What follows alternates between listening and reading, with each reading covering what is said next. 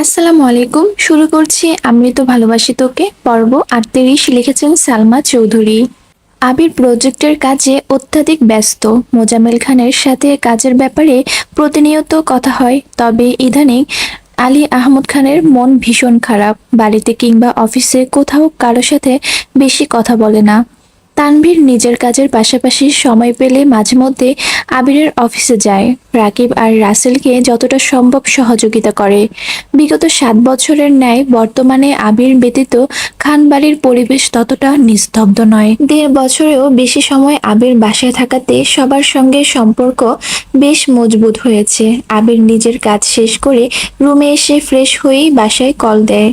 সারাদিনে ২-৪ মিনিট কথা হোক বা না হোক, নিয়ম করে সন্ধ্যার পর ঘণ্টাখানেক কথা বলাটা অভ্যাস হয়ে গেছে। আবিরের অনুপস্থিতিতে ১৭ দিন কেটে গেছে, অথচ এতদিনেও মেঘের সাথে সম্পর্কের উন্নতি হচ্ছে না।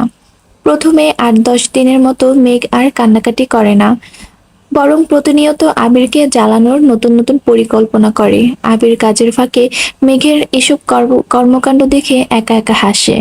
আবিরের হাসি দেখে কেউ কেউ হয়তোবা আবিরকে উন্মাদ ভাবে, তবে আবিরের সেদিকে বিশেষ মনোযোগ নেই। প্রজেক্ট আর মেঘ ব্যতীত আপাতত আবিরের মস্তিষ্কে আর কোনো কিছুই নেই। আজ সকাল থেকে মালিহা খান আর হালিমা খান রান্নাঘরে ব্যস্ত। আবিরের বড় মামিকে ডাক্তার দেখাতে ঢাকায় নিয়ে আসবে, সাথে বড় মামা আর মালাও আসবে। তাছাড়া মাইশা আর তার হাজবেন্ডকেও দাওয়াত দেওয়া হয়েছে। ইকবাল খান বেশ কিছু দিন যাবৎ চট্টগ্রামে আছেন, তাই মিম আদিকে নিয়ে আকলিমা খান নিজেই স্কুলের মিটিংয়ে গেছেন। মেঘ ভার্সিটি থেকে বাসায় ফিরে ফ্রেশ হয়ে কেবল শুয়ে, এর মধ্যে বড় মামি আর মালা বাসায় আসছে। ওনাদের কণ্ঠ শুনে মেঘ তাড়াতাড়ি নিচে আসছে, সালাম দিয়ে ভালো মন্দ জিজ্ঞেস করছে। মামি হাসি মুখে কথা বললেও মালা মুখ ফুলিয়ে রেখেছে। মেঘ মালার দিকে তাকিয়ে জোরপূর্বক জিজ্ঞেস করলো, আপু কেমন আছো? মালা এবার বাধ্য হয়ে উত্তর দিল, ভালো। তুমি? মেঘ মুচকি হেসে উত্তর দিল, আলহামদুলিল্লাহ ভালো। মেঘ মালাদের পাশের সোফায় বসে চোখ বন্ধ করতে গত বছর মাইশা আপুর বিয়ের প্রতিটা ঘটনা চোখের সামনে জ্বলজ্বল করছে। তখন মালাকে নিয়ে মেঘের মনে অভিযোগের কমতি ছিল না। আবির একজন দায়িত্বশীল প্রেমিক হিসেবে কত সুন্দরভাবে সবগুলো ঘটনার সমাধান করেছিল। বোকা মেঘ আবিরের উদ্বিগ্নতা তখন বুঝতেই পারেনি। মাইশা আপুর গায়ের হলুদের দিন সকালে মেঘের উন্মুক্ত পৃষ্ঠে আবিরের হাতের স্পর্শের কথা মনে পড়তেই মেঘের শরীরের সব লোম দাঁড়িয়ে গেছে, সেই সঙ্গে শরীর ঝাঁকুনি দিয়ে উঠেছে।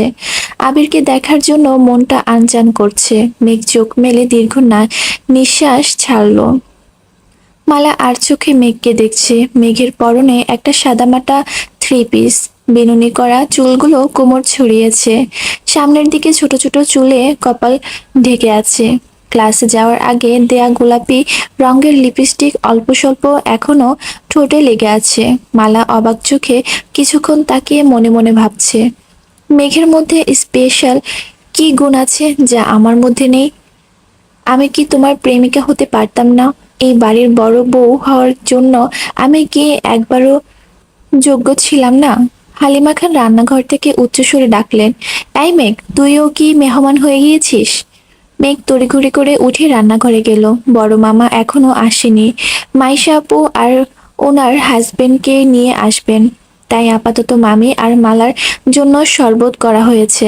মালাকে শরবত সাথে মালা বিরক্তি ভরা কণ্ঠে বলল, শরবত খাবো না আমি। মেঘ স্বাভাবিকভাবেই শরবত রেখে দিয়েছে। মালিহা খান আর আবিরের বড় মামি নিজেদের মধ্যে কথা বলছেন। মালা সোফা থেকে উঠে সারা বাড়ি ঘুরে দেখছে, হয়তো আবিরের রুমে যেতে চেয়েছিল, কিন্তু তালা দেখে আবারও নিচে আসছে। মেঘকে উদ্দেশ্য করে ঠাট্টার সুরে জিজ্ঞেস করলো, আবির ভাইয়ের রুমে তালা কেন? তোমার জন্য নাকি? অতি সামান্য কথাতে অভিমানী মেঘের মনে ভীষণ ক্ষোভ জমেছে। গম্ভীর মুখে গাম্ভীর্যতা সরিয়ে ক্ষীণ হেসে ধীর কণ্ঠে বলল, উফ, ভাবতেই ভালো লাগছে যে উনি আমার জন্য এতটা উদ্বিগ্ন। আমার ভয় উনি নিজের রুমে তালা দিয়ে গেছেন। আবির ভাই আমাকে এত ভয় পায়? ওয়াও। মেঘের মুখে উল্টাপাল্টা কথা শুনে মালা বেশ বিরক্ত হলো। মেঘ ঢোক গেলে উষ্ণ সুরে ফের বলল, রুমে তালা থাকুক কিংবা না থাকুক, ওনার শূন্য রুমের পূর্ণতা ওনাকে ছাড়া অসম্ভব। তাছাড়া রুমে তালা দিয়ে ভিন দেশে পাড়ি দিলেও ওনার মনটা তো আমার কাছেই রেখে গেছেন। মালা রাগান্বিত কণ্ঠে বলে উঠল, মানে? নাথিং। ইদানিং আবিরকে জ্বালাতে জ্বালাতে মেঘের স্বভাব খারাপ হয়ে গেছে। মালাকে দেখেও খুব জ্বালাতে ইচ্ছে করছে। যেই ভাবনা সেই কাজ। মেঘ সোফায় বসে দুহাতে মালিহা খানের বাহু আঁকড়ে ধরে কাঁধ বরাবর মাথা এলিয়ে দিয়েছে। মালিহা খান কথা থামিয়ে ডান হাতে মেঘের কপালে হাত রেখে উদ্বিগ্ন কণ্ঠে শুধালো, কিরে, শরীর খারাপ নাকি? মেঘ আহ্লাদী কণ্ঠে বলল, না, তোমার আদর খেতে খুব ইচ্ছে করছে। মালা ভেতরে ভেতরে রাগে কটকট করছে। মালিহা খান মেঘকে নিজের কাছে টেনে নিয়ে মেঘের মাথায় হাত বুলিয়ে দিচ্ছেন আর আবিরের মামির সঙ্গে কথা বলছেন। অন্যান্য কথোপকথন শেষে দুজনেই আবিরের ব্যাপারে কথা বলতে শুরু করেছেন। আবিরের মামি ঠান্ডা কণ্ঠে জিজ্ঞেস করলেন, আবিরের জন্য মেয়ে কি পছন্দ করে রেখেছো? মালিহা খান মলিন হেসে বললেন, মেয়ে কিভাবে পছন্দ করব, ছেলে তো বিয়ের জন্য রাজিই হয় না। আবিরের পছন্দ আছে নাকি? মালিহা খান উদাস ভঙ্গিতে বললেন, আমি আবিরকে জিজ্ঞেস করেছি ভাবি। আবিরের আব্বু সরাসরি কিছু না বললেও ছেলের পছন্দ আছে কিনা এ বিষয়ে উনি নিজেও কয়েকবার জানতে চেয়েছেন, কিন্তু আবির কিছুই বলেনি। উল্টো দুই ভাইয়ের মধ্যে ঝামেলা সৃষ্টি করেছে। কি করেছে? একদিকে আবির বিয়েতে রাজি না হয়, অন্যদিকে মেঘের আব্বু মেঘের জন্য সম্বন্ধ দেখছে। এসব নিয়ে আবিরের আব্বু আর মেঘের আব্বুর মধ্যে কথা কাটাকাটি হয়েছে। এরপর থেকে দুই ভাই নীরব। বিয়ে বিষয়ে আলোচনা বন্ধ। মেঘ বড় আম্মুর দিকে তাকিয়ে শক্ত কণ্ঠে প্রশ্ন করলো, বড় আব্বু আর আব্বুর মধ্যে ঝগড়া হয়েছে? কবে? আমি কোথায় ছিলাম? তেমন সিরিয়াস ঝগড়া না, কথা কাটাকাটি হয়েছিল, তোরা বাহিরে ছিলি। আমিও বিস্তারিত শুনিনি, আর তোর বড় আব্বু আমাকে তেমন কিছু বলেনি। মেঘ বোকার মতো কিছুক্ষণ তাকিয়ে রইল, মনে মনে ভাবছে, এই জন্য কি আম্মু সেদিন বিয়ের কথা বলতে নিষেধ করেছিল? আবিরের আম্মু আর মামি আবারও নিজেদের মতো গল্প করছেন। মেঘ সোফায় পাশ থেকে নিজের ফোনটা হাতে নিয়ে লুকিয়ে আবিরকে মেসেজ লিখেছে, বড় মামি আর মালা আপু আমাদের বাসায় আসছেন। বড় মামি আপনার বিয়ের লেখা অসমাপ্ত রেখেই মেসেজ পাঠিয়ে দিয়েছে। ফোন উল্টিয়ে রেখে পূর্বের ন্যায় আবারও বড় আম্মুর গা ঘেঁষে বসেছে। মালিহা খান ধীরে সুস্থে মেঘের চুলে হাত বুলাচ্ছেন। 4 থেকে 5 মিনিট পরে মেঘের হাতে থাকা ঘড়ি কম্পিত হচ্ছে। ঘড়ির স্ক্রিনে ভেসে উঠেছে, you receive one message from আমার আবির। মেঘ বুঝে ওঠার আগে মালার নজরে ঘড়িতে পড়ল। মালা কপাল গুটিয়ে রাগান্বিত দৃষ্টিতে মেঘের ঘড়ির স্ক্রিনে তাকিয়ে আছে। মেঘ ঘড়ির স্ক্রিনে তাকিয়ে নিজের অজান্তেই লাফিয়ে উঠেছে। আজ 17 দিন পর আবির মেসেজের রিপ্লাই করেছে। মহানন্দে মেঘের বুকের ভেতর হৃৎপিণ্ডটা ছটপট করছে।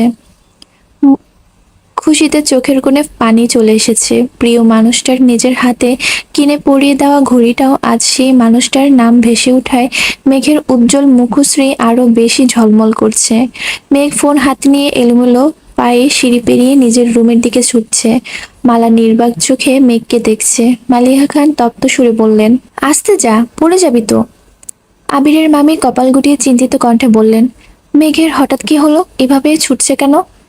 মালিহা খান মৃদু হেসে বললেন, ও এমনই, ওর ছুটাছুটির কারণ লাগে না, হয়তো কিছু একটা মনে পড়েছে, এজন্য এভাবে ছুটছে, একটু পরেই চলে আসবে। মেঘ রুমে ঢুকে উত্তেজিত হস্তে মেসেজ সিন করলো। আবির ছোট রিপ্লাই আসছে, আমার বিয়ের ব্যাপারে কি বলেছে? মেঘের শরীর রীতিমতো কাঁপছে, ঠোঁটে স্মিত হাসি ফুটে উঠেছে, দু চোখ জল জল করছে। মেঘ গলা খাকারি দিয়ে আস্তে করে বলল, মিস্টার খান, আমি ঠিক জানতাম এই কথা বললে আপনার রিপ্লাই আসবেই আসবে। মেঘ কাঁপা কাঁপা হাতে মেসেজ লিখছে, আপনার বিয়ের জন্য মেয়ে দেখার কথা বলেছে। তাছাড়া মালা আপু। আবির তৎক্ষণাৎ রিপ্লাই, মালা কি করেছে? আবির রাগী ইমোজি পাঠিয়ে পরপর মেসেজ পাঠালো, ফাজলামো করবি না, মালা কি আজেবাজে কিছু বলেছে? হুম, কি বলেছে? মেঘের আর কোনো রিপ্লাই নেই। আবির পরপর মেসেজ দিচ্ছে, মেঘ রিপ্লাই করছে না। বাধ্য হয়ে আবির কল দিয়েছে। মেঘের বাম হাতে থাকা ঘড়ি আর ডান হাতে থাকা ফোন একসঙ্গে ভাইব্রেশন হচ্ছে। আবিরের কল দেখে মেঘ কিছু সময়ের জন্য থমকালো। বুকের বাঁ পাশের তীব্র কম্পন উপেক্ষা করে চোখ পিটপিট করে কল রিসিভ করলো। সঙ্গে সঙ্গে ওপাশ থেকে আবিরের রাগান্বিত কণ্ঠস্বর ভেসে আসছে, সমস্যা কি তোর? তেরামি করাটা কি তোর স্বভাব হয়ে গেছে? আমার অপছন্দ জেনেও অনবরত এই কাজগুলো করেই যাচ্ছিস। কথা অসম্পূর্ণ রাখার অভ্যাসটা কবে ত্যাগ করবি? মেঘ মোলায়েম কণ্ঠে শুধালো, কেমন আছেন? আবির রাগান্বিত কণ্ঠে হুংকার দিল, তুই কি ভালো থাকতে দিচ্ছিস? মেঘ অভিমানী কণ্ঠে বলল, আমি কি আপনাকে খুব বেশি জ্বালাতন করি? আবির উত্তর না দিয়ে উল্টো প্রশ্ন করলো, মালা কি বলেছে? মেঘ ঢোক গিলে ভেজা কণ্ঠে বলল, আমি আপনাকে খুব বেশি জ্বালাই? আমার অত্যাচারে আপনি নিজের রুমে তালা দিয়ে গেছেন, এমনটাই বুঝিয়েছে? আবির দীর্ঘ নিঃশ্বাস ছেড়ে রাশভারী কণ্ঠে বলতে শুরু করলো, রুমে প্রয়োজনীয় অনেক জিনিসপত্র এলোমেলো করে রেখে আসছি। রুম খোলা রেখে আসলে যে যার মতো ঢুকে কাগজপত্র নষ্ট করে ফেলতো। আর হ্যাঁ, তানভীরের কাছে চাবি আছে, যখন ইচ্ছে রুমে যাস। তবু দয়া করে মানুষের কথায় গাল ফুলিয়ে কান্না করিস না প্লিজ। মেঘ আকুল কণ্ঠে বলে উঠল, আমার কান্না নিয়ে আপনার এত চিন্তা, তাহলে এতদিন কথা কেন বলেননি? তোকে বারবার বারণ করা সত্ত্বেও আমার কথা অমান্য করেছিলি কেন? তুই ভালোভাবেই জানিস আমি যা বলি তাই করি। তোকে এত বোঝানোর পরেও তুই যেহেতু আমার কথা অমান্য করেছিস, তাই আমিও কথা বলিনি। মেঘ কাঁদো কাঁদো কণ্ঠে বলল, আপনি যাওয়ার সময় আমায় ডাকলেন না কেন? আমায় ঘুমের মধ্যে রেখে কেন চলে গিয়েছেন? এতটা হৃদয়হীন কিভাবে হতে পারলেন? আপনার বুক কি একটুও কাঁপলো না? আবির ঢোক গিলে শীতল কণ্ঠে জবাব দিল, কেউ কি জানে তার একজোড়া ক্রোধিত নেত্র আমার সুস্থির বক্ষার্তে তোলপাড় চালাতে সক্ষম? কান্না ভেজা ওই আঁখি যুগলের মুখোমুখি হওয়ার সামর্থ্য আমার ছিল না, তাই বাধ্য হয়ে হৃদয়হীনের মতোই পালিয়ে এসেছি।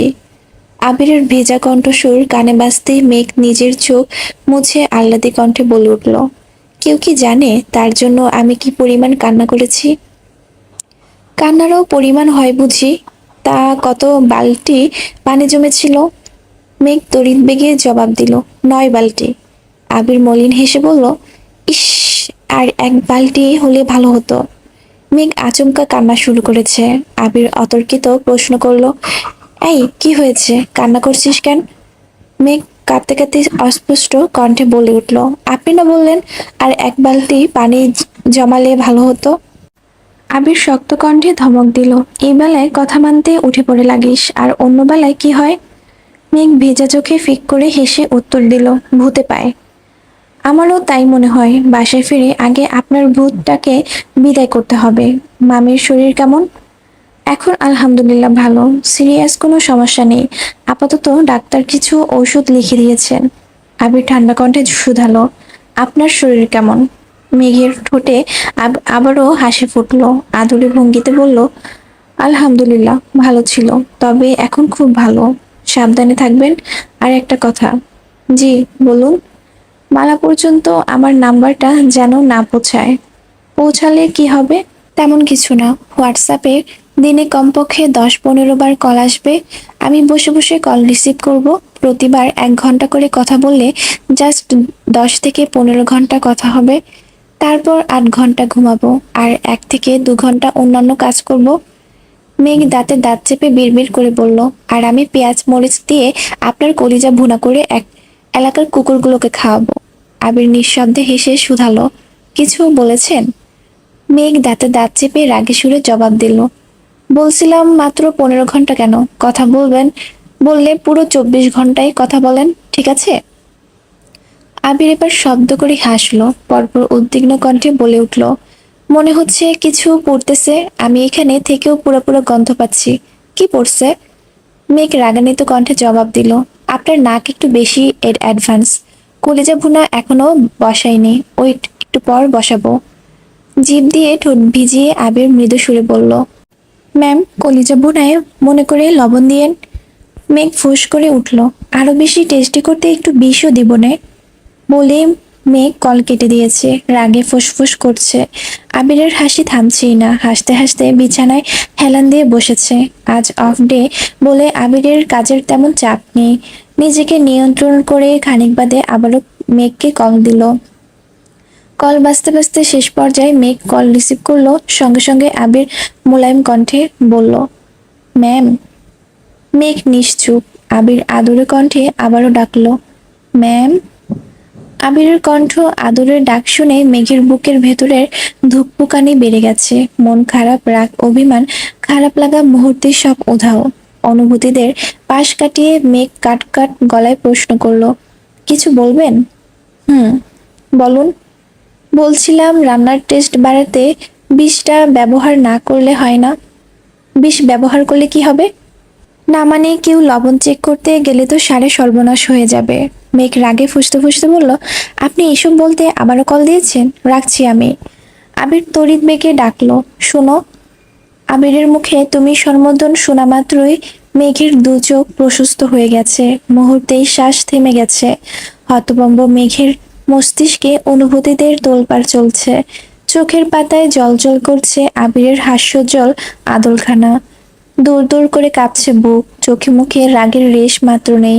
আবির তৎক্ষণাৎ ঠান্ডা কণ্ঠে বলল, অতি সামান্য কারণে যেভাবে রেগে যান, ভবিষ্যতে কি হবে ম্যাম?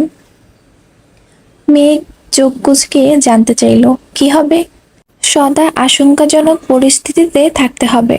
আবির চঞ্চল গম্ভীর কণ্ঠে বলে উঠল, আবারও বলছি, মালা পর্যন্ত আমার নাম্বার পৌঁছলে সব দায় ভাই আপনার, মনে থাকে যেন। মেঘ চিন্তিত কণ্ঠে শুধালো, বড় আম্মুর থেকে নাম্বার নিয়ে নিলে? আমি আম্মুকে বারণ করেছি, আম্মু কাউকে নাম্বার দিবে না। অন্য কারো কাছে নাম্বার চাওয়ার সাহস মালার হবে না। একমাত্র আপনি আছেন, অনুগ্রহ করে আপনিও দিবেন না। ও আচ্ছা আচ্ছা, এই জন্যই বড় আম্মু আমাকে নাম্বার দিচ্ছিল না। তাতে কি, আমি তো নাম্বার দেখেই মুখস্থ করে ফেলেছি। আমি কারো নাম উল্লেখ করিনি, তাই আম্মুও বুঝতে পারেনি। আপনি যে নাম্বার মুখস্থ করার পাবলিক এটা আমি জানি। তাছাড়া আমি নিজেই আপনাকে কল দিতাম, কিন্তু আপনার অসুস্থতার কথা শুনে। কোনো ব্যাপার না, কিন্তু মালা আপু আমার কাছে নাম্বার চাইলে কি বলবো? এটাও আমায় শিখিয়ে দিতে হবে? না, একদমই না। এখন রাখি। আচ্ছা। মেঘ ফের বলল, শুনুন। জি ম্যাম, বলুন। রাতে কল দিলে রিসিভ করবেন নাকি আবারও রাগ করে বসে থাকবেন? আবির কপাল গুটিয়ে মৃদু সুরে বলল, ফ্রি হয়ে মেসেজ দিয়েন। আর একটা কথা। হুম? মেঘ কাঁপা কাঁপা গলায় আস্তে করে বলল, মিস ইউ। বলেই কল কেটে দিয়েছে। আবির মলিন হেসে ফোনের স্ক্রিনে তাকালো। মেঘের শাড়ি পরা একটা ছবি ফোনের ওয়ালপেপারে দেওয়া। আবির অপলক দৃষ্টিতে ছবিটার দিকে তাকিয়ে আছে।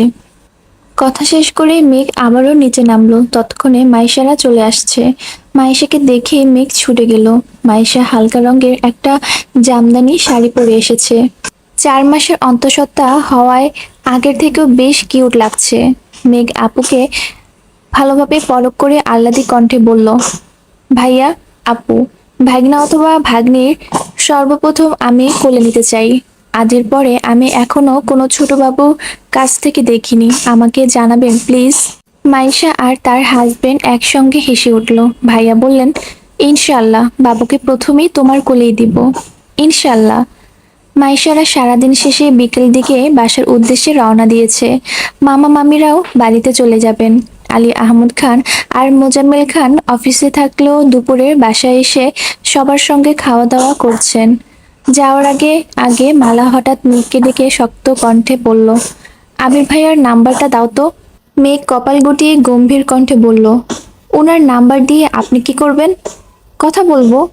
মেঘ ফোঁস করে শ্বাস ছেড়ে স্বাভাবিক সুরে বলল, উনি প্রজেক্টের কাজে ব্যস্ত আছেন, আপাতত আত্মীয় স্বজনদের সাথে কথা বলার সময় নেই ওনার। মালা বিরক্ত হয়ে শুধালো, তোমার সাথে কথা বলার সময় আছে? মেঘ কপালের ভাঁজ বরাবর ভাঁজ ফেলে মেকি সুরে বলল, আমার সাথে কথা না বললে ওনার রাতে ঘুমই হয় না। মেঘ যা ইচ্ছে কৃত রাগানোর জন্য এসব বলেছে, এটা বুঝতে মালার বেশি সময় লাগলো না। মালা তৎক্ষণ রাগান্বিত কণ্ঠে বলল, যত যাই বলো, ভাইয়ার নাম্বার আমি সংগ্রহ করেই নিব। আগেও কত রাত ভাইয়ার সাথে আনলিমিটেড কথা বলেছি, তার হিসেব নেই। এবারও তাই হবে। ঘুম পাড়ানোর জন্য প্রয়োজনে ভাইয়াকে ঘুমের ঔষধ সাজেস্ট করব। মেঘ ভেতরে ভেতরে রাগলেও রাগটা প্রকাশ করলো না। ফিক করে হেসে বলল, চেষ্টা করেই দেখতে পারেন। হতেও পারে ওনার হার্টবিট আপনার দেওয়া ঘুমের ঔষধের পাওয়ারকেও হার মানিয়ে দিল। মালা কটমট করে বলল, তুমি যে কোন ভরসায় এসব বলো, আল্লাহ ভালো জানেন। অকস্মাৎ মেঘের ঘড়িতে আবিরের মেসেজ আসছে, অল ওকে। মেঘ মালার দিকে ঘড়িটা এগিয়ে দিয়ে মোলায়েম কণ্ঠে জবাব দিল, এই ভরসায়? নামের জায়গায় শুধু আমার আবির লেখাটাই ভাসছে। মালা কিছুক্ষণ তাকিয়ে থেকে মিনমিন করে বলল, ফোনে আমার আবির লিখে রাখলে আবির ভাইয়া তোমার হয়ে যাবে না? আরো কি কি বিড়বিড় করতে করতে মালা বেরিয়ে গেছে। মেঘ মুখ ফুলিয়ে সেদিকে তাকিয়ে আছে। সত্যি তো, ফোনে আমার আবির ভাই। নামটা গত 1.5 বছর যাবতই সেভ করে রেখেছি। নতুন নাম্বারটাও একই নামে সেভ করেছি, কিন্তু তাতে সম্পর্কের কোনো উন্নতি হচ্ছে না। আবিরের অন্তর্নিহিত অনুভূতি বোঝার সক্ষমতা মেঘের হয়েছে ঠিকই, কিন্তু আবির যতদিন না নিজের অনুভূতি প্রকাশ করছে ততদিন মেঘের আত্মবিশ্বাস আসবে না।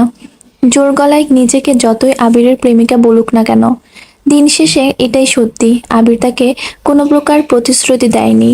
মেঘ মুখ ফুলিয়ে রুমে চলে গেছে। শেষ বিকেলের দিকে একটা হ্যান্ড পার্স আর সাথে 2টা ফাইল আর কিছু কাগজপত্র নিয়ে বন্যা আনমনে হাঁটছে। আচমকা নজর পড়ে অনেকটা সামনে তানবীরের মতো কেউ একজন ফোনে কথা বলতে বলতে যাচ্ছে। শিওর হওয়ার জন্য বন্যা দ্রুত পায়ে এগিয়ে যাচ্ছে।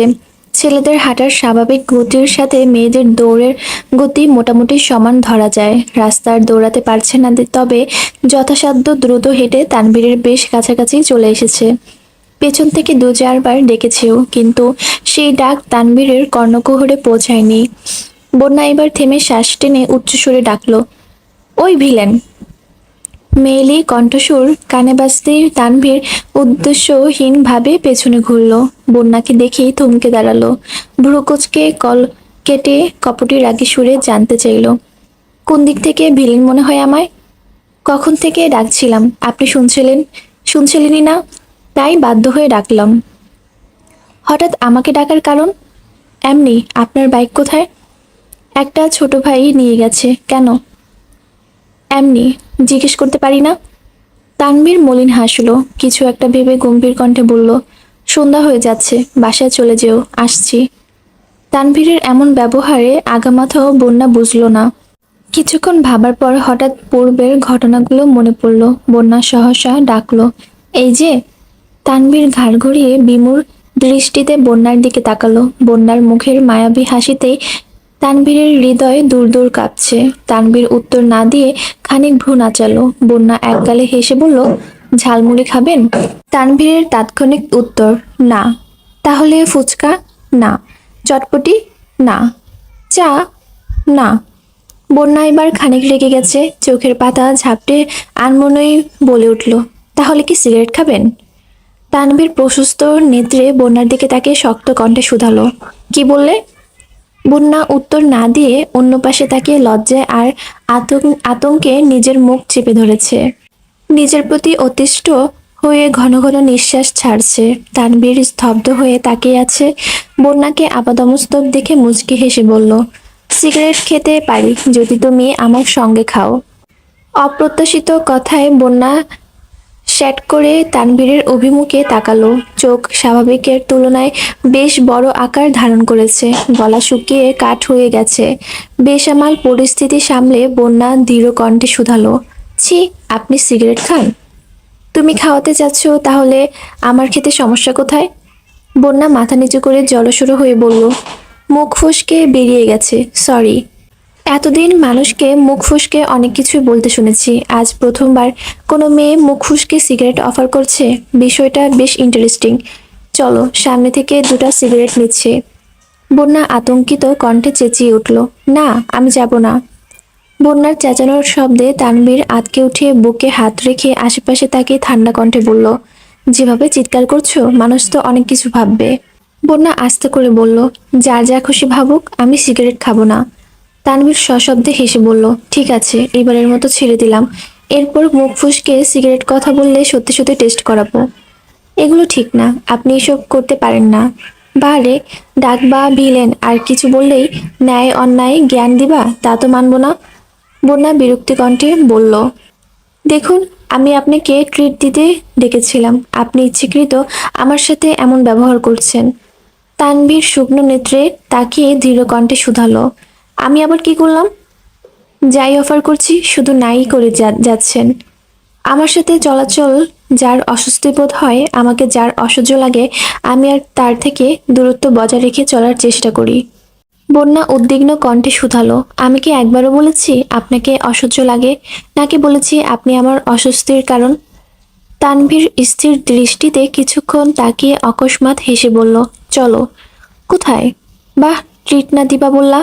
এখন এটা বলো না যে মুড নেই বা সময় নেই।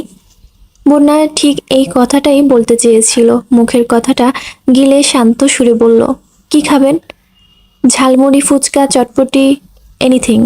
বন্যা ভ্রু গুটিয়ে কিছুক্ষণ তাকিয়ে রইল, মনে মনে তানভীরকে অল্প স্বল্প বকেও নিল। মেঘ আর তার ভাইয়ের স্বভাব বিশেষ কোনো পার্থক্য নেই, দুজনেই বেশ অভিমানী। মেঘ মেয়ে বলে অভিমানটা একটু বেশি প্রকাশ পায়। ঝালমুড়ি হাতে দুজনেই পাশাপাশি দুটো চেয়ারে বসা। এক প্লেট ফুচকা আর একটা চটপটি অর্ডার দিয়েছে। তানভীর ঠান্ডা কণ্ঠে শুধালো, হঠাৎ আমাকে ট্রিট দেওয়ার কারণ কি? বন্যা ঢোক গিলে আস্তে করে বলল, সেদিন আপনাকে চা খেতে বলিনি বলে আপনার বোন আমায় কতগুলো কথা শুনিয়েছে, তাই আজ।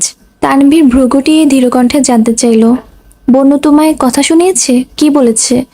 তানভীর নীরের দৃষ্টিতে তাকিয়ে আছে। তানভীরের দৃষ্টি দেখে বন্যা থতমত খেয়ে হাসার চেষ্টা করলো। হাসি মুখে বলল, তেমন কিছু না, আসলে সেদিন আমার তরফ থেকে সবাইকে চায়ের ট্রিট ছিল, তাই স্বাভাবিকভাবেই আমার আপনাকে চা অফার করা উচিত ছিল, কিন্তু আমি সেটা করিনি। তাছাড়া বিল দেওয়ার বিষয়টা নিয়ে মেঘ একটু রেগে গিয়েছিল। বনুর কথায় কিছু মনে করো না প্লিজ। বন্যা ঠোঁট উল্টিয়ে বিদ্রূপের ভঙ্গিতে বলে উঠল, ও আচ্ছা ঠিক আছে, কিছু মনে করলাম না, ওকে। কি সমস্যা, এভাবে কথা বলছো কেন? এমনি। তানভীর শুকনো নেত্রে তাকিয়ে শুধালো, এমনি বলাটা কি তোমার স্বভাব? বন্যা উপর নিচ মাথা নাড়ালো। তখনই বন্যা বড় আপুর কল আসছে। বন্যা স্বাভাবিকভাবে কল রিসিভ করে কথা বলছে। ইতিমধ্যে ফুচকা আর চটপটি দিয়ে গেছে। বন্যা কথা শেষ করে চটজলদি দু তিনটা শীট বের করে তানভীরের হাতে দিয়ে বলল, এগুলো মেঘকে দিয়ে দিয়েন, কাল ভার্সিটি বন্ধ, পরশু একটা ক্লাস টেস্ট আছে, পরে নিতে বলবেন। তানভীর গাল ফুলে নির্বোধের মতো বন্যাকে খানিক দেখে গম্ভীর কণ্ঠে বলে উঠল, এত সমাধানের রহস্য তবে এই ছিল, স্বার্থপর মেয়ে কোথাকার। বন্যা ফুচকা খেতে খেতে আর চোখে তানভীরের দিকে তাকিয়ে বলতে শুরু করলো, একদম স্বার্থপর বলবেন না, নিজের বোনকে তো ঠিকই যত্নে রাখেন, প্রয়োজন ছাড়া বাসা থেকে বেরি হতে দেন না। দু তিনটা সিটের জন্য এতটা রাস্তা পেরিয়ে আমাকে আপনাদের বাসায় যেতে হতো, আর নয়তো পিডিএফ দিতে হতো, সেই পিডিএফ আবার আপনাকে প্রিন্ট আউট করে আনতে হতো। যেহেতু আপনাকে পেয়েছি তাই আপনাকে দিয়ে দেওয়াটা বেস্ট অপশন ছিল। আমি চাইলেই রাস্তায় ডেকে দুটো সিট আপনাকে ধরিয়ে দিয়ে চলে যেতে পারতাম। যদি সেই কাজটা করতাম তবে স্বার্থপর বলতে পারতেন। আমি আপনাকে ট্রিট অফার করলাম, 40 মিনিট সময় দিলাম, অতঃপর সেই সিটগুলো দিচ্ছি। তার থেকেও বড় কথা, সিওগুলো সিটগুলো আপনার বোনের প্রয়োজন। তাহলে আমি স্বার্থপর কিভাবে হলাম? যেভাবে যুক্তি দেখিয়ে ঝগড়া করছো, আমার মনে হচ্ছে তোমার উদ্ভিদ বিজ্ঞান সাবজেক্ট না নিয়ে দর্শন সাবজেক্টে অনার্স করা উচিত ছিল। বন্যা ভ্রুকুচকে প্রশ্ন করলো, আমি ঝগড়া করছি? তানভীর ঠোঁট চেপে হেসে বলল, এটাকে অবশ্য ঝগড়া বলে না, তবে তর্কের বিবাদ বলা যায়। বন্যা সেসবে পাত্তা না দিয়ে ফুচকা খাচ্ছে। তানভীর টুকটাক ফুচকা খেতে পারলেও আজ চটপটি নিয়েছে, কারণ এক প্লেট ফুচকা একা শেষ করা তানভীরের পক্ষে সম্ভব না।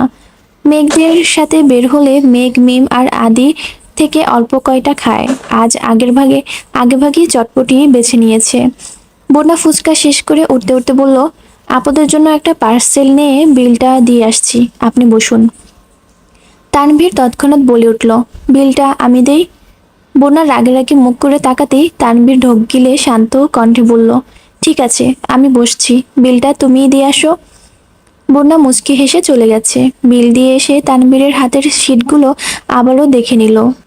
পার্টস আর শিটগুলো হাতে নিতে নিতে শীতল কণ্ঠে বলল, সরি, সময়ের অভাবে চা খাওয়াতে পারছি না, অন্য কোনো দিন খাওয়াবো ইনশাল্লাহ। তানভীর মুচকি হেসে বলল, চা কিন্তু তোমার হাতের বানানো হতে হবে। দেখা যাক, আসছি। আমি এগিয়ে দিয়ে আসি? তার কোনো দরকার নেই, আপু নিয়ে যাবে আমাকে। সাবধানে যেও। আচ্ছা, আপনিও। বন্যা রাগ করেছে ভেবে সেদিনের ঘটনা জানতে মেঘকে জিজ্ঞেস করার জন্য মেঘের রুমের সামনে আসতেই তানভীর থমকে দাঁড়ালো। মেঘ আপন মনে বন্যার সাথে ফোনে কথা বলছে। দুজনের আবোল তাবোল কথার আর হাসির শব্দে তানভীর থম মেরে দাঁড়িয়ে পড়েছে। কোথায় ভেবেছিল মেঘ আর বন্যার মধ্যে মান অভিমান চলছে, মেঘের থেকে কারণ জেনে সমাধান করার চেষ্টা করবে, কিন্তু ঘটনা সম্পূর্ণ উল্টো। তানভীর আস্তে করে গলা খাকারি দিয়ে রুমে এসে সিট রেখে চলে যাচ্ছে। মেঘ ঠান্ডা কণ্ঠে শুধালো, ভাইয়া কিছু বলবা? না। তানভীর বিড়বিড় করতে করতে যাচ্ছে, মায়ের কাছে মাসির গল্প বলে আর কি হবে। রাত 9টা বেজে গেছে। মেঘ আবিরকে কোনো মেসেজ করেনি। কিছুক্ষণ পর আবিরই মেসেজ দিল, বিজি? মেঘের ছোট রিপ্লাই, নো। তৎক্ষণাৎ আবিরের কল আসছে। মেঘ কল রিসিভ করে চুপচাপ বসে আছে। ওপাশ থেকে আবির বলছে, ফ্রি হয়ে মেসেজ দিতে বলেছিলাম, বিকেল থেকে মুখ ফুলিয়ে রুমে বসে আছেন, কিছু খাননি শুনলাম, একটা টেক্সট পর্যন্ত করেননি, কি সমস্যা? কোনো সমস্যা নেই। মালা কি আবারও আজে বাজে কথা বলেছে? মেঘ মুখ ফুসকে বলে ফেলল, চরিত্রের সমস্যা আপনার। মালা আপু কি বলবে? আবির উত্তেজিত কণ্ঠে চেঁচিয়ে উঠল, কি? আমার চরিত্র সমস্যা? কে বলেছে? প্রমাণ কি? মেঘ খানিক চুপ থেকে সন্দিহান কণ্ঠে বলে উঠল, মালা আপুর সাথে রাত আনলিমিটেড কথা বলেছেন, বলতে পারবেন? মালা আপুর মতো আর কত মেয়ের জীবন নষ্ট করেছেন? আবির গম্ভীর কণ্ঠে বলল, রাতভর আনলিমিটেড কথা, তাও আবার মালার সাথে? আল্লাহ, কোথায় আছো? আমায় উঠিয়ে নাও। এই অবিশ্বাসের দুনিয়ায় আমি আর থাকতে চাই না। ঢং করতেছেন কেন? বলেননি কথা, অস্বীকার করতে পারবেন না? হ্যাঁ বলেছি, তবে শুধুমাত্র মামা মামি আর মাইশা আপুর সাথে। যেহেতু ফোন মালার ছিল, তাই রিসিভ করলে হাই হ্যালো এতটুকু কথাই হতো। এমনকি এই মালার যন্ত্রণায় রাতের বেলা ফোন বন্ধ করে ঘুমাইতাম। বিশ্বাস না হলে বাসার সবাইকে জিজ্ঞেস করতে পারেন। এক পর্যায়ে বাধ্য হয়ে নতুন ফোনও নিয়েছিলাম। এটা শুধুমাত্র তানভীর জানতো। আপনি কি বলতে চাচ্ছেন? আপনি নিষ্পাপ? দুধে ধোয়া তুলসী পাতা? আবির মৃদু সুরে বলল, একদমই না। আমি নচ্ছার, বদমাস, দৃষ্ট, লুচ্চা অথবা লম্পট, তবে সেটা শুধুমাত্র একজনের জন্য। সে ব্যতীত পৃথিবীর কেউ আমার দিকে আঙ্গুল তুলে বলতে পারবে না আমি তার দিকে কুনজরে দেখেছি কিংবা তার সাথে বেহুদা কার্যকলাপ করেছি। কে সে? কেন বলবো? কোনো এক বৃষ্টি স্নান রাতে কেউ একজন আমাকে বলেছিল, আপনি যা বলবেন, যে অবস্থাতেই বলবেন, আমি সাথে সাথে বিশ্বাস করে ফেলবো। তার বিশ্বাস এতটাই ঠুনকো যে কেউ কিছু বললেই তার বিশ্বাসের ঘরের বাতি নিভে যায়। তাকে আমি আমার মনের কথা কিভাবে বলবো? সে বরং তার মনের ঘরে অবিশ্বাস পুষতে থাকুক। মেঘ আশাহত কণ্ঠে বলল, আচ্ছা সরি। আজ সরি বলেছেন, 2 দিন পর ভুলে যাবেন। দেখা গেল আজ থেকে 3 মাস পর কেউ একজন এসে বলল সে 2 মাসে প্রেগনেন্ট আর তার বাচ্চা আমার বাবা আবির। আপনিও নাস্তা নাস্তা সেই কথা বিশ্বাস করে ফেলবেন, অথচ আবির 4 মাস যাবৎ দেশের বাহিরে। আমি এতটাও নির্বোধ নই। তা ঠিক কত টাকা চতুর আপনি? আপনাকে রাগানোর জন্য কেউ ইচ্ছাকৃত আজেবাজে কথা বলেছে আর আপনি সবকিছু বুঝতে পেরেও রাগ করে বসে আছেন? বাহ! একটা সময় পর্যন্ত মালা আমাকে খুব জ্বালিয়েছে, এটা আমি অস্বীকার করছি না, কিন্তু গত 6 মাসে উপরে মালার সাথে আমার কোনো যোগাযোগই হয়নি। এখন বিশ্বাস করা না করা আপনার উপর। বললাম তো সরি। ঠিক আছে, এখন খেতে যান। আপনি খেয়েছেন? না, খাবো। আচ্ছা, আল্লাহ হাফেজ। আল্লাহ হাফেজ। দিন কাটছে দ্রুত গতিতে, প্রত্যেকের নিজেদের নিয়ে ব্যস্ত। আবির না থাকায় অফিসের কাজের চাপ আলী আহমদ খানকে একা সামলাতে হচ্ছে। মোজাম্মেল খানকে ঢাকা আর রাজশাহীতে দৌড়াদৌড়ি করতে হচ্ছে। তানভীর নিজের প্রচুর ব্যস্ত হয়ে গেছে, পুরোদমে পরীক্ষায় প্রিপারেশন নিচ্ছে, সাথে আবিরের অফিসের কিছু কাজকর্ম সামলাতে হচ্ছে। তবে মেঘ একদম রিল্যাক্সে আছে। সকালবেলা আবিরের কলে ঘুম ভাঙে তার। টুকটাক কথা বলে উঠে ফ্রেশ হয়ে নামাজ পড়ে পড়তে বসে। সারাদিন ভার্সিটি ঘোরাঘুরি ফাঁকেও আবিরকে মেসেজের পর মেসেজ করে। আবিরও যথাসম্ভব মেঘের মেসেজের রিপ্লাই দেওয়ার চেষ্টা করে। সারাক্ষণ মেসেজ আর অডিও কলে কথা বললেও কেউ কাউকে ভিডিও কল দেয় না। সন্ধ্যায় বাসায় সবার সাথে ভিডিও কলে কথা বললেও মেঘের সাথে তেমন কথা হয় না। মেসেঞ্জার করা দুষ্টামির জন্য মেঘ লজ্জায় ভিডিও কলে আবিরের দিকে তাকাতেই পারে না। অন্যদিকে আবির কথা বলতে গেলে তুই, তুমি আর আপনি মিক্সড করে ফেলে। আশেপাশে মা, কাকিয়া আদি থাকে, মাঝে মাঝে আলী আহমদ খানও থাকেন। সবার সামনে এভাবে কথা আটকে যাওয়া, মেঘের লাজুক চেহারা দেখে নিজেকে সংযোগ রাখতে না পারা, সবকিছুর জন্য ভিডিও কলে মেঘের সাথে কথা বলতে চায় না। মাসখানেক কেটে গেছে। তানভীরের ফাইনাল ইয়ারের পরীক্ষা চলছে, আজও পরীক্ষা আছে, তাই সময় মতো পরীক্ষা দিতে গেছে। মিমরা কেউ বাসায় নেই। সারাদিন একা একা কিছুই ভালো লাগছে না মেঘের। আবিরের সঙ্গে দুপুরেই কথা হয়েছে, একটু পর মিটিং আছে বলে ঠিকমতো কথা বলতে পারেনি। মেঘ ফোন হাতে নিয়ে নিচে যাচ্ছিল, তানভীরের রুম পর্যন্ত এসে হঠাৎই থেমে গেছে। রুমের দরজাটা খোলা। মেঘ দরজা থেকে রুমে উকি দিতেই দেখলো রুম এলোমেলো হয়ে আছে। সচরাচর মেঘ তানভীরের রুমে যায়ই না। রুম গোছানোর তো প্রশ্নই আসে না। রুমের বেহাল অবস্থা দেখে নিজেরই ইচ্ছে হলো রুমটা গুছিয়ে দেওয়ার। টেবিলে আর বিছানায় বই খাতা ছড়াছড়ি, গতকালকের ধোয়া শার্টগুলো অমনি পড়ে আছে। মেঘ গুনগুন করে গান গাইছে আর একটা একটা করে শার্ট ইস্ত্রি করছে। প্রায় ঘন্টা দুয়েক সময় নিয়ে সবকিছু গুছিয়ে শার্টগুলো ওয়ার্ড্রোবে রাখতে গিয়ে দেখলো ওয়ার্ড্রোবের অবস্থা আরো খারাপ। শার্ট, প্যান্ট আর টি শার্ট যাচ্ছে তাই অবস্থা ফেলে রেখেছে। এই পর্যায়ে এসে মেঘের রাগ উঠে গেছে। একটা মানুষ এতটা অযত্নশীল হয় কেমনে করে? মেঘ রাগে গজগজ করতে করতে ওয়ার্ড্রোব গোছাচ্ছে। আচমকা একটা ক্যাটালগ দেখে মেঘ থমকে গেল। মেয়েদের ড্রেসের ক্যাটালগ হাতে নিয়ে ভালোভাবে দেখতেই দুই চোখ প্রসারিত হয়ে গেছে।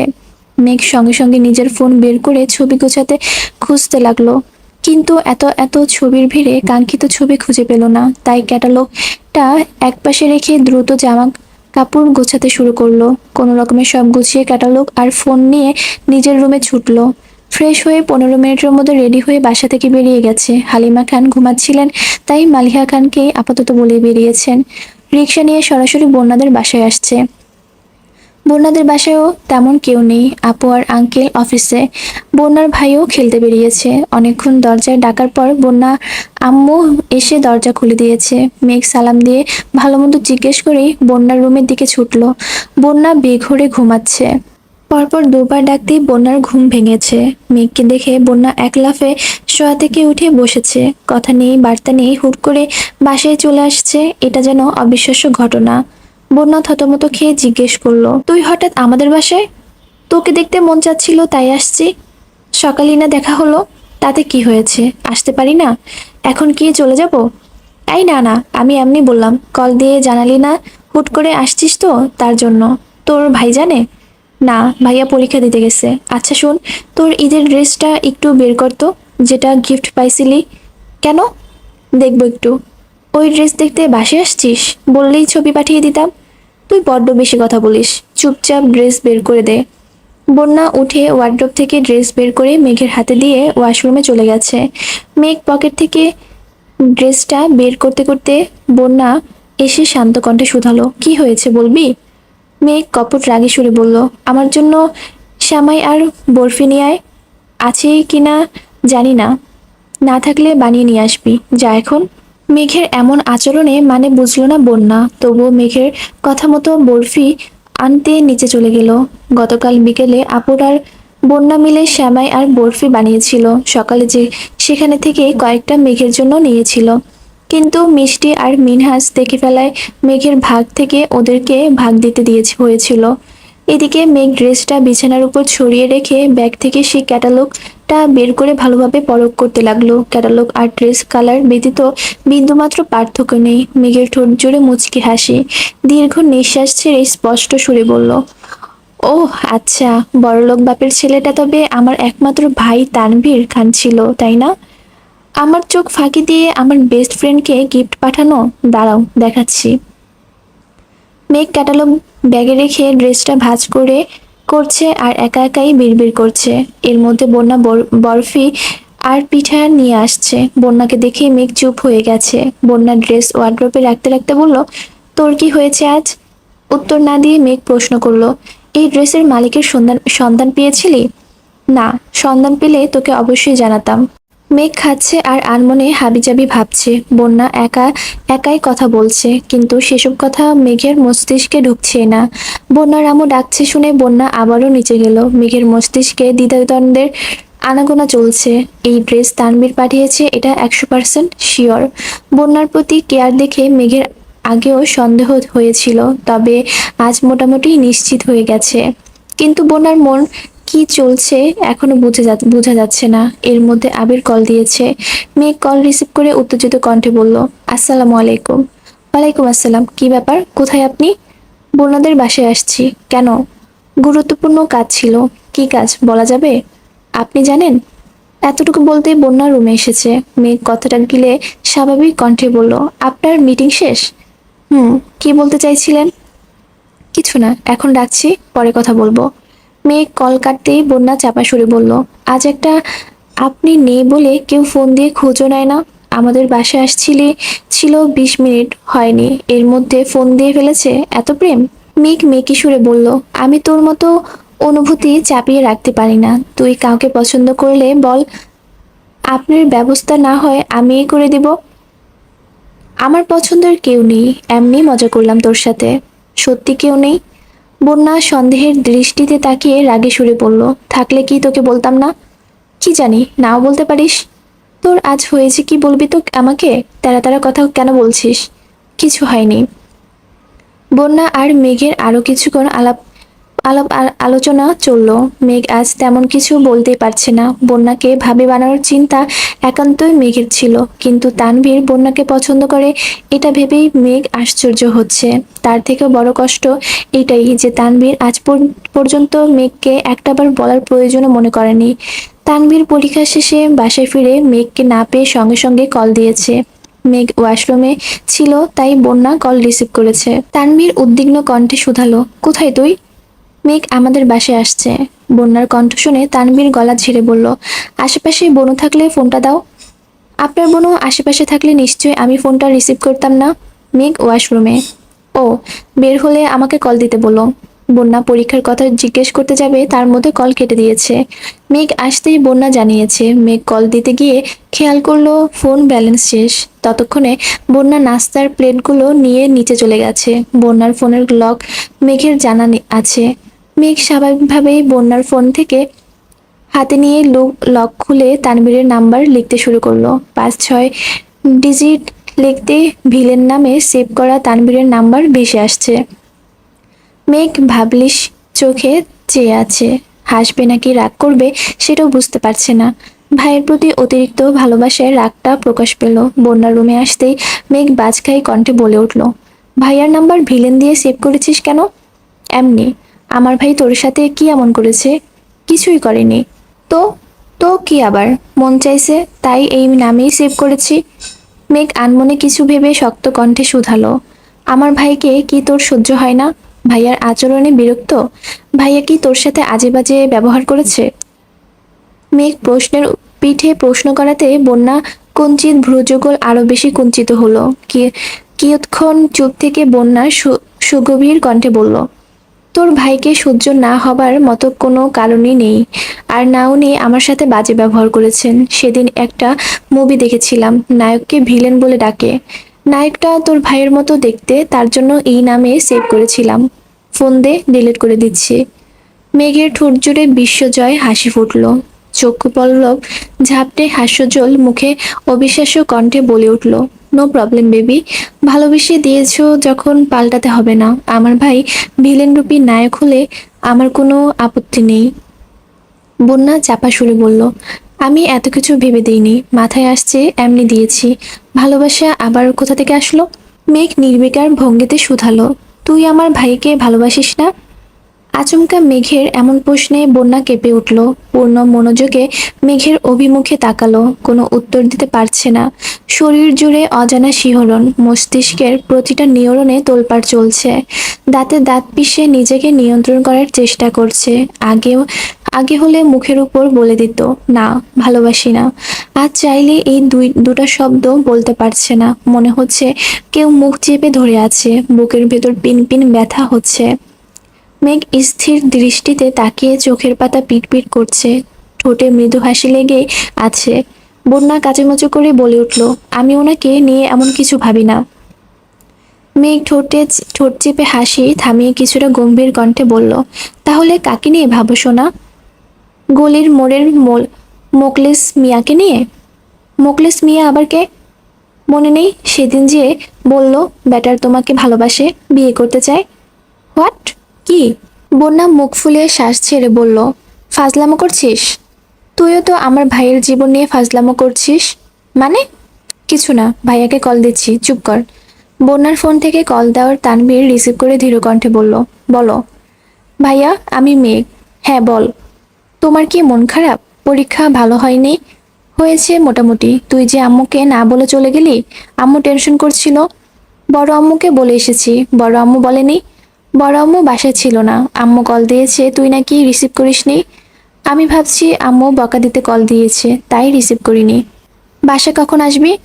মেঘ বন্যার দিকে তাকিয়ে মুচকি হেসে বলল, তুমি এসে নিয়ে যাও। আমি 4 ঘন্টা পরীক্ষা দিয়ে বাসায় আসছি, কিছুক্ষণ হলো। এখন বের হওয়ার মতো এনার্জি নেই। তুই রিক্সা করে চলে আয়। আমি না হয় চলে আসবো, কিন্তু একজন যে কত কষ্ট করে তোমার জন্য রান্না করেছে, তুমি আসলে খাওয়াবে বলে।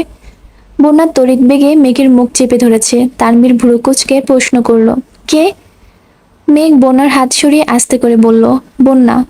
ও, তাকে রান্না করতে বারণ কর, আর তুই তাড়াতাড়ি বাসায় আয়। আমি কিছু বলতে পারবো না। বন্যা এত কষ্ট করে রান্না করছে, আর তুমি এমন আচরণ করছো। তুমি এসে আমায় নিয়ে যাবে, এটাই ফাইনাল। আর না হয় আমি এখানেই থাকবো। বাই। বন্যা অগ্নি দৃষ্টিতে তাকিয়ে বলল, আমি তোর ভাইয়ের জন্য রান্না করছি? না, কিন্তু এখন করবি। আমি পারবো না। আমার একমাত্র ভাই আসতেছে। যত্নের কোনো ত্রুটি থাকলে তোর আব্বু আম্মু আর বড় আপুকে ইচ্ছে মতো বিচার দিব, সাথে আমার স্পেশাল নাটক ফ্রি। এমনভাবে বলছি যেন আমি ওনার স্পেশাল কেউ, আর ওনার যত্ন নিতে আমি বাধ্য। মেঘ ব্যাগ নিয়ে বের হতে হতে বলল, হয়ে যায় স্পেশাল কেউ, কে বারণ করেছে? মেঘ ড্রয়িং রুমে বসে বন্যার আম্মুর সঙ্গে গল্প করেছে, আর বারবার বন্যাকে ডেকে বলছে, ভাইয়ার কিন্তু ডিম বেশি দেওয়া নুডলস পছন্দ, মশলা চা করিস, এটাও ভাইয়ার পছন্দ, বাকি তোর মর্জি। বন্যা হাতের কাছে যা যা পেয়েছে তাই রেডি করছে। অনেকক্ষণ পর তানভীর আসছে। কলিং বেল বাজতেই মেঘ ড্রয়িং রুম থেকে ডেকে উঠল, বন্যা দেখ তো কে এসেছে। বন্যার মা বলল, আমি দেখছি। না না আন্টি, আপনি বসুন, বন্যা যাচ্ছে। অন্য সময় হলে মেঘ নিজে দরজা খুলতে ছুটতো, কারণ বন্যাদের বাসার সবার সঙ্গে মেঘের সম্পর্ক খুব ভালো। বাসায় আসলে বন্যার থেকেও বেশি বাকিদের সাথে আড্ডা দেয়। বন্যা তার আর তানবীরকে পরীক্ষা করতে আজ মেঘ ইচ্ছে করেই তানবীরকে বাসায় ডেকেছে। দরজা খুলে বন্যা মুগ্ধ চোখে তাকিয়ে আছে। তানবীর ভ্রু নাচাতেই বন্যা রীতিমতো বিষম খেয়ে উঠল। তানবীর নেভি ব্লু রঙের শার্ট, কালো প্যান্ট পরে ফর্মাল গেটআপ নিয়ে আসছে। বন্যা কাশতে কাশতে সালাম দিতেই ভুলে গেছে। তানবীর কপাল গুটিয়ে বলল, পানি খাও, ঠিক হয়ে যাবে। বন্যা দ্রুত ভেতরে চলে গেছে। মেঘ আর চোখে ভাইকে দেখেই ভরকালো। ভাইয়ের এমন গেটআপ দেখে আশ্চর্যের চওড়ায় পৌঁছে গেছে। তানবীর বন্যার আম্মুর সঙ্গে কথা শেষ করে খাবারগুলো ওনার হাতে দিল। উনি খাবার নিয়ে রান্নাঘরে চলে গেছেন। তানবীর মেঘের পাশে সোফায় বসলো। মেঘ ভ্রু কুঁচকে তানবীর দেখেই যাচ্ছে। মেঘ বিস্ময় সমেত জানতে চাইল, আমরা কি বউ দেখতে আসছি? তানবীর ভ্রু কুঁচকে শুকনো নেত্রে তাকিয়ে বলল, কেন? এভাবে আসছো কেন? ভালো লাগছে না? অনেক বেশি ভালো লাগছে, কিন্তু এই গেটআপে কেন আসছো? ধোয়া শার্টগুলো সব ইস্ত্রি করে রেখেছিস, তাই ভাবলাম ফর্মাল গেটআপ আসলে তোর ভালো লাগবে। মেঘ সন্দেহের দৃষ্টিতে তাকিয়ে মেকি সুরে বলল, আমার ভালো লাগবে তাই, অন্য কোনো কারণ নাই? আর কি কারণ থাকবে? এর মধ্যে বন্যা 2 কাপ চা নিয়ে আসছে। মেঘ একটা কাপ হাতে নিতে নিতে ঝটপট বলল, ভাইয়া চিনি কম খায়, তোকে বলতে মনে নেই। বন্যা মৃদু হেসে বলল, চিনি কমই দিয়েছি। মেঘ এবার দ্বিতীয় দফায় আশ্চর্য হলো, কি হচ্ছে এসব? মেঘ নিজে নিজের কপাল চাপড়ে মনে মনে বলল, ছি, এত বেকুব মানুষও হয়। আবির ভাই ঠিকই বলে, আমি আসলেই নির্বোধ।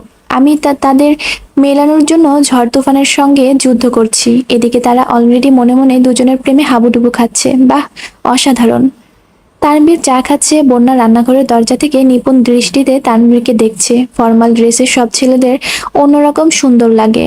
বন্যা না চাইতেই বারবার তানভীরের প্রতি দৃষ্টি আটকাচ্ছে। বুকের ভেতর হৃৎপিণ্ডটা প্রচন্ড বেগে ওঠানামা করছে। কানের লতি গরম হয়ে গেছে। মেঘ চা শেষ করে কাপ রাখতে গিয়ে বন্যার দিকে নজর পড়ল।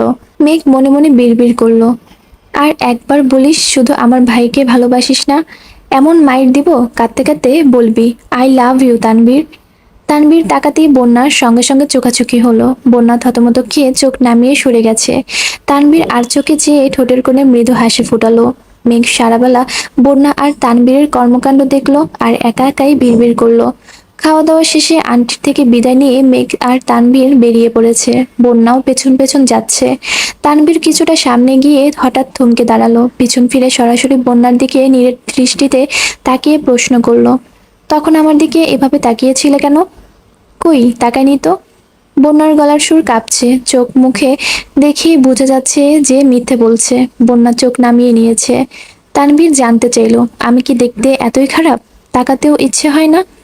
গমগমে পুরুষালী সুর কানে বাজতে বন্যা উৎকণ্ঠিত কণ্ঠে বলল, কে বলেছে আপনি দেখতে খারাপ? মাশাল্লাহ, অনেক সুন্দর লাগছে আপনাকে, কারো নজর না লাগুক।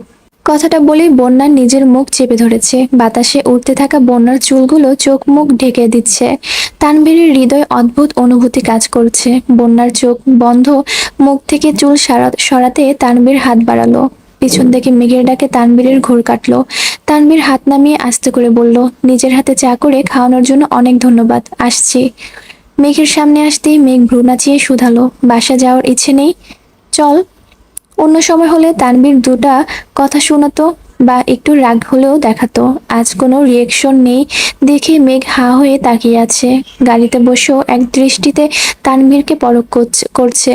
তানভীর মুচকি মুচকি হাসছে আর আস্তে করে গাড়ি চালাচ্ছে। মেঘ রাগে ফোঁস করতে করতে মনে মনে বলল, তোমার মিটিমিটি হাসি বের করছি, ওয়েট। গলির মোড় পর্যন্ত আসতেই একটা সিঙ্গারার দোকান দেখিয়ে মেঘ উত্তেজিত কণ্ঠে বলল, ভাইয়া ওই ছেলেটাকে দেখছো? তানভীর এক সেকেন্ডের জন্য তাকিয়ে আস্তে করে বলল, হ্যাঁ। কে? বন্যার বয়ফ্রেন্ড। কথাটা কর্ণক্ষর প্রবেশ মাত্রই তানভীর অকস্মাৎ গাড়ির ব্রেক কষলো। আচমকা ব্রেক কষায় আর একটুর জন্য মাথায় বাড়ি খেতে নিয়েছিল। তানভীরের পূর্ণ মনোযোগ দোকানে। আগে এক সেকেন্ডের জন্য তাকানোতে ঠিকমতো খেয়াল করেনি। দোকানের অল্প বয়স্ক কোনো ছেলেই নেই। দুজন দোকানদার আছে, যার মধ্যে একজন বয়স 60, আরেকজন বয়স 35 হবে। তানভীর ভ্রু কুঁচকে শক্ত কণ্ঠে জিজ্ঞেস করলো, কোনটা? লাল শার্ট পরাটা। তানভীর আবারও দোকানের দিকে তাকালো। 60 বয়সের লোকের পরনে লালের মতো একটা শার্ট, হয়তো ওনার ছেলে বা নাতির শার্ট হবে। তানভীর ভারী কণ্ঠে বলল, উনি ছেলে আর বন্যার বয়ফ্রেন্ড? অবশ্যই, তুমি বিশ্বাস করো না? চলো, আমাকে দেখলে শালি শালি ডাকবে দেখো। এমনকি সিঙ্গারার দামও নেবে না? কেন? বারে, বন্যাকে ওনার ভালো লাগে, বিয়ে করতে চায়।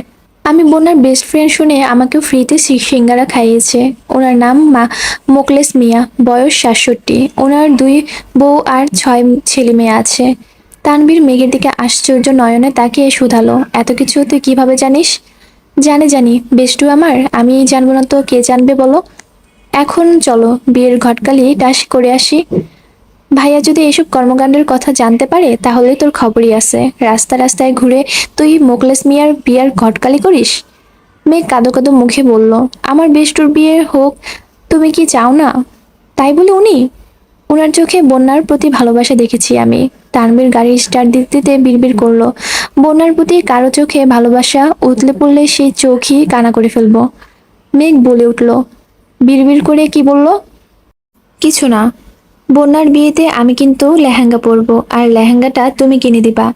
তানভীর গাল ফুলিয়ে শ্বাস ছেড়ে তপ্ত সুরে বলল, মুখটা বন্ধ রাখ, নয়তো রাস্তায় ফেলে চলে যাব। মেঘ ঠোঁট বেঁকিয়ে হাসছে আর মনে মনে বলছে, লাগছে একদম কলিজায় লাগছে।